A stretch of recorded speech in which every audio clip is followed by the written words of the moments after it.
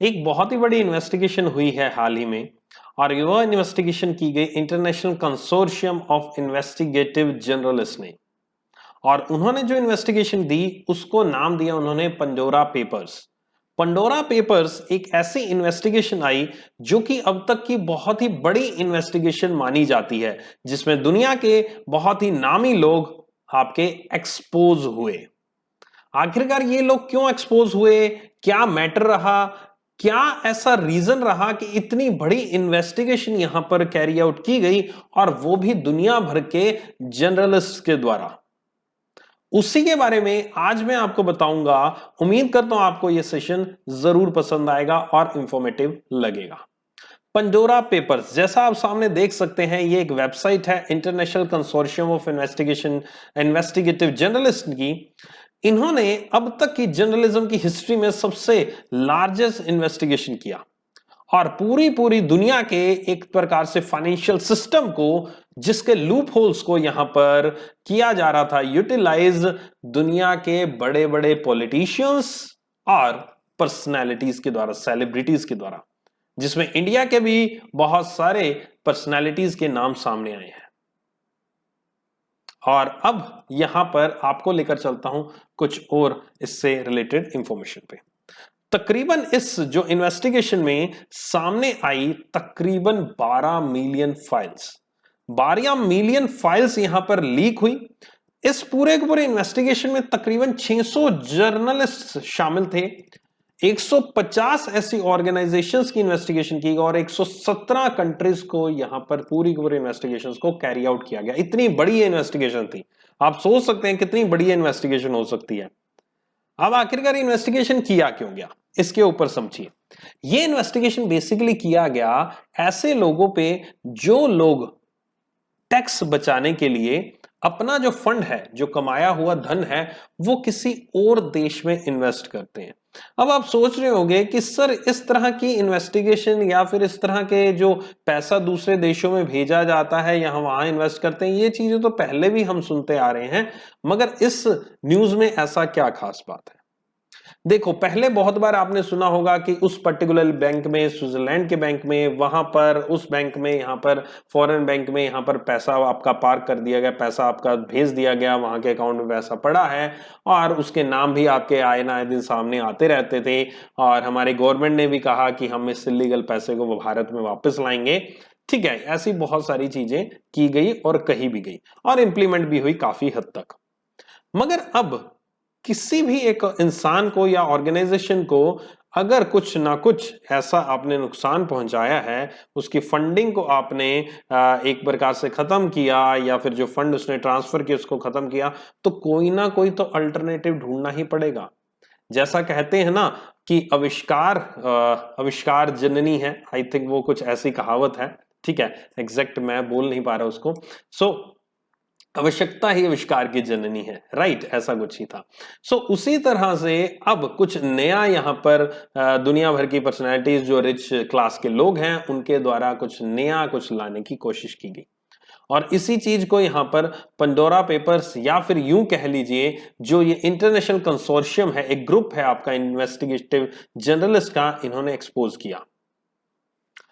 और इस एक्सपोजर के बाद दुनिया भर के बहुत सारे नामचीन यहां पर लोग शामिल हुए इस लिस्ट में, जिसमें रशिया के प्रेसिडेंट व्लादिमीर पुतिन का नाम था, इंडिया के सचिन तेंदुलकर का नाम आया और साथ ही साथ अनिल अंबानी और बहुत सारे ऐसी पर्सनैलिटीज, इवन इमरान खान का भी नाम।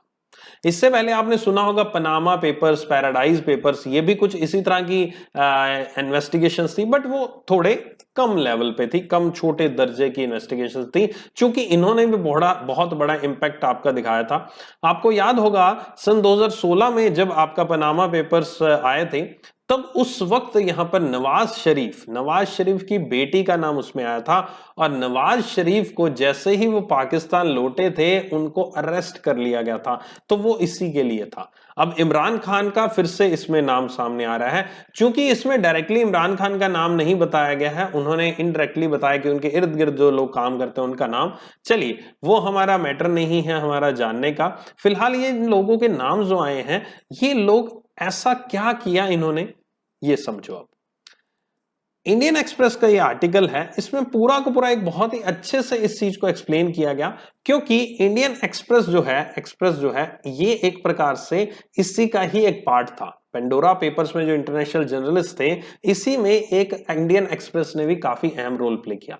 इंडियन एक्सप्रेस को जब यहां पर लिस्ट प्रोवाइड की गई तो उन्होंने ऐसे 60 इंडियंस के नाम को वेरीफाई किया गया। टोटल 300 से ज्यादा इंडियंस के नाम इस लिस्ट में शामिल हुए, मगर उसमें से 60 को यहां पर इंडियन एक्सप्रेस ने वेरीफाई किया कि जो आपने डाटा दिया है वो वाकई में सच है। ये सब इंटरनेशनल जर्नलिस्ट अलग अलग जगह पर जाकर अलग अलग तरीके से यहां पर इन्वेस्टिगेशन कैरी आउट की, और उन्होंने देखा कि किस तरह से टैक्स को बचाने के लिए, आपके अपने देश में एक टैक्स को बचाने के लिए यहां पर आप किसी दूसरे देश में किस तरह से इन्वेस्टमेंट करते हैं या फिर अपना किस तरह से पैसा भेजते हैं।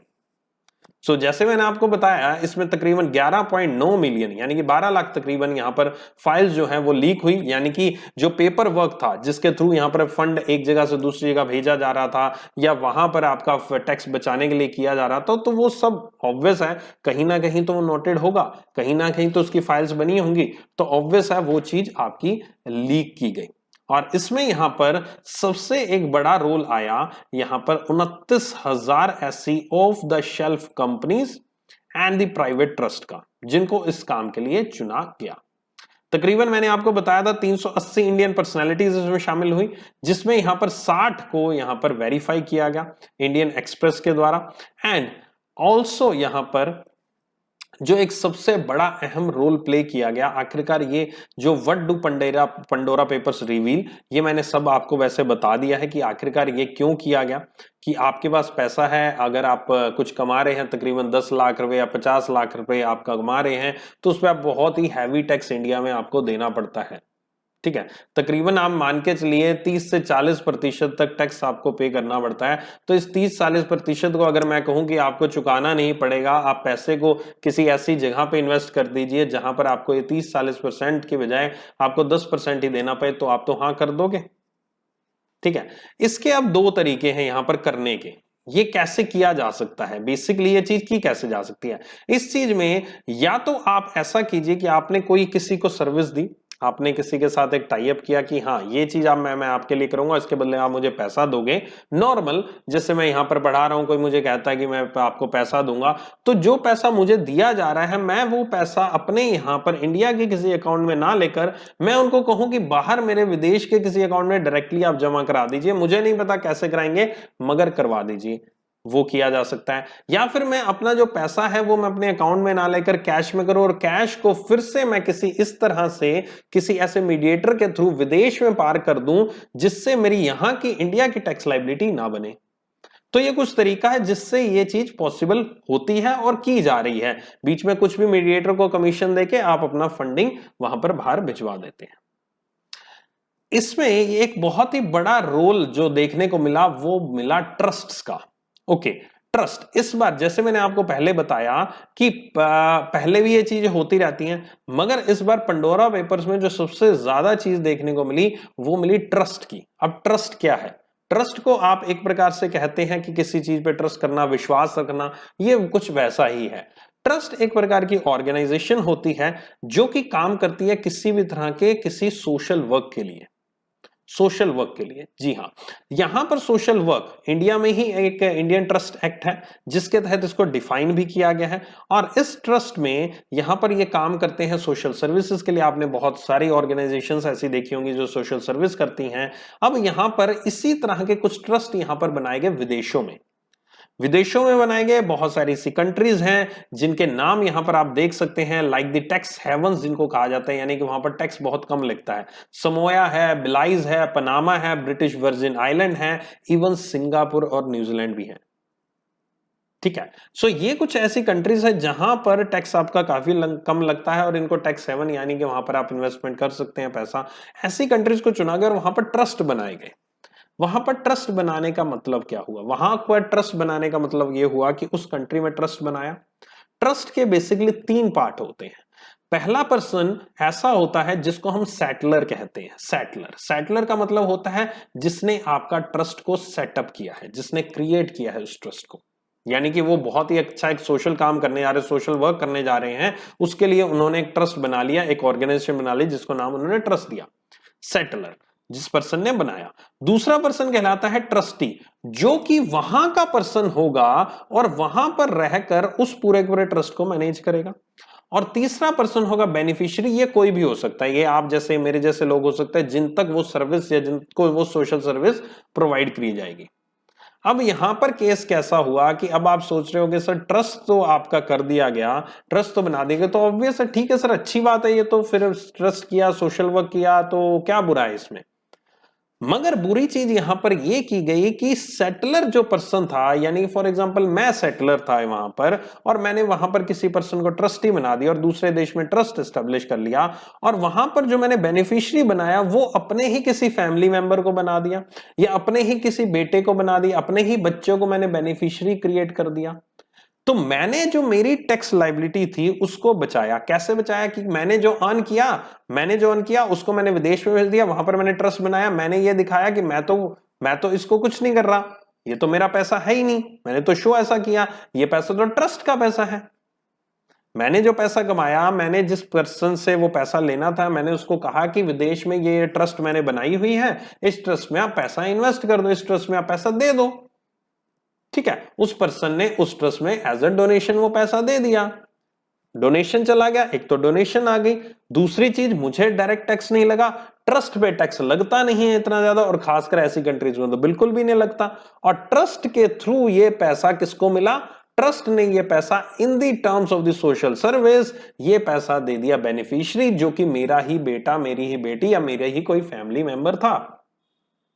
इस तरह से इस पैसे को घुमाया गया और एक ट्रस्ट को यूज करके, जो कि एक सोशल सर्विस के लिए यूज की जाती है, उसको यूज करके यहां पर इन्होंने इस तरह की यहां पर आपकी फंडिंग को इधर से उधर मूवमेंट की और अपने फायदे के लिए किया गया।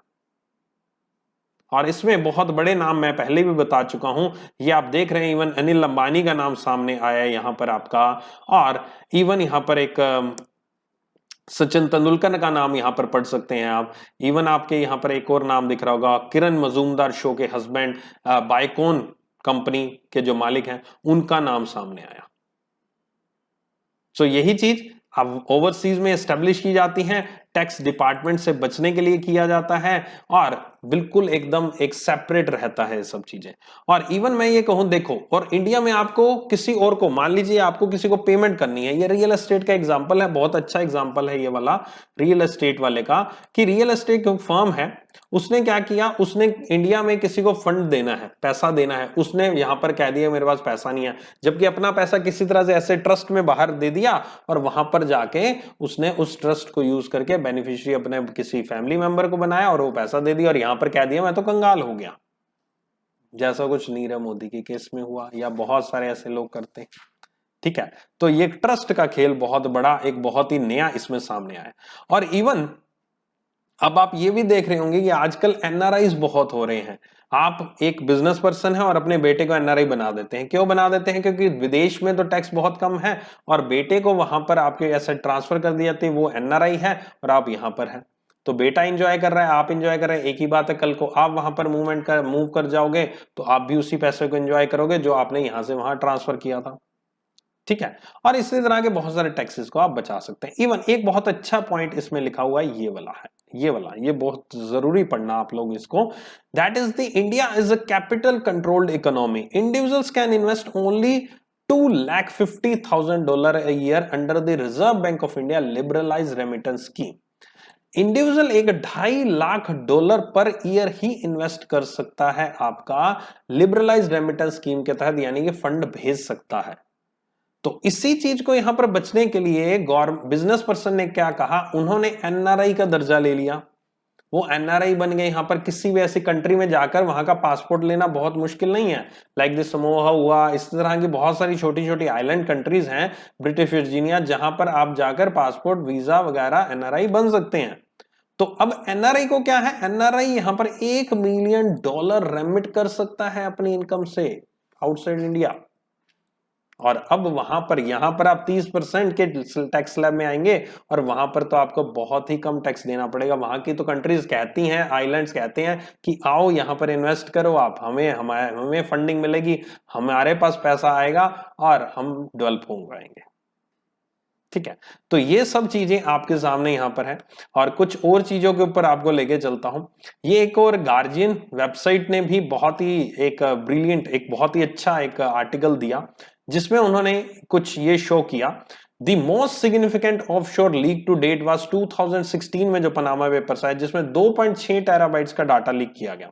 जो लॉ फर्म थी मोज़ैक फोन्सेका, इस तरह की एक कंपनी थी जिसका ये डाटा लीक हुआ, यानी कि मोसैक फोन्सेका जो कंपनी थी, इसके जो क्लाइंट्स थे इनका डाटा लीक हुआ।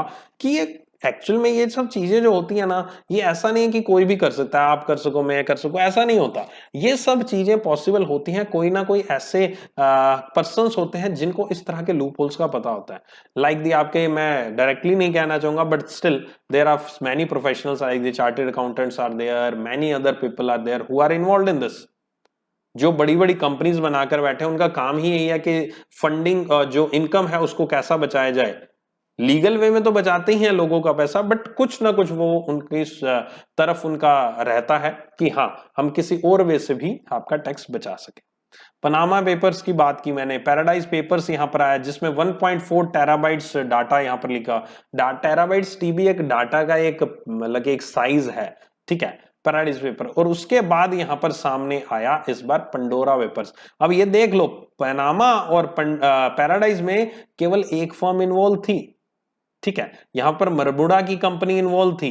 बट इस बार क्या हुआ, इस बार तकरीबन 14 कंपनीज इन्वॉल्व है अलग अलग लोकेशंस पे। आप देख सकते हैं सिंगापुर में है, आपका पनामा में है, आपके वियतनाम से लेकर बेलाइज तक, यहां पर बहामास, सेशल्स, ये 14 लोकेशंस है जहां पर ये कंपनीज इन्वॉल्व है, जहां पर ट्रस्ट जो हैं वहां पर बनाए गए लोगों के द्वारा। ठीक है, तो ये कंपनीज कुछ नामी कंपनीज थी, हांगकांग की कंपनी, सिंगापुर की एशिया सिटी कंपनी थी, सेशल्स की ये कंपनीज थी जो कि इस पूरे के पूरे पंडोरा पेपर्स में इन्वॉल्व हुई थी, रही थी। आई होप आपको ये चीज बिल्कुल एक एक चीज अच्छे से समझ में आई होगी। मैंने बहुत कोशिश की इसको बहुत ही इजी लैंग्वेज में समझाने की। आई होप आप इसको पसंद आएगा आपको। और इसी तरह से पंडोरा पेपर्स जितना भी इंपॉर्टेंट पॉइंट था जो मैं बताना चाहता था, जो मैं समझाना चाहता था आपको मेरे माध्यम से, वो मैंने कोशिश की। इसी तरह की और बहुत सारी वीडियोस के लिए आप मेरे साथ बने रह सकते हैं। और मेरी डेली करंट अफेयर्स की क्लासेस को अगर आपको फॉलो करना है तो नीचे दिया गया लिंक है, उस पर क्लिक करके आप मेरी डेली करंट अफेयर्स क्लास को अनअकैडमी प्लस पे ज्वाइन कर सकते हैं। डेली सुबह 7:30 बजे मैं वहां पर डेली करंट अफेयर्स आपके लिए लेकर आता हूं और रात को 10 बजे उसी क्लास के एमसीक्यूज होते हैं। तो चलिए मिलते हैं फिर इसी तरह की और इंफॉर्मेटिव वीडियोस में। Take care, love you all, bye bye.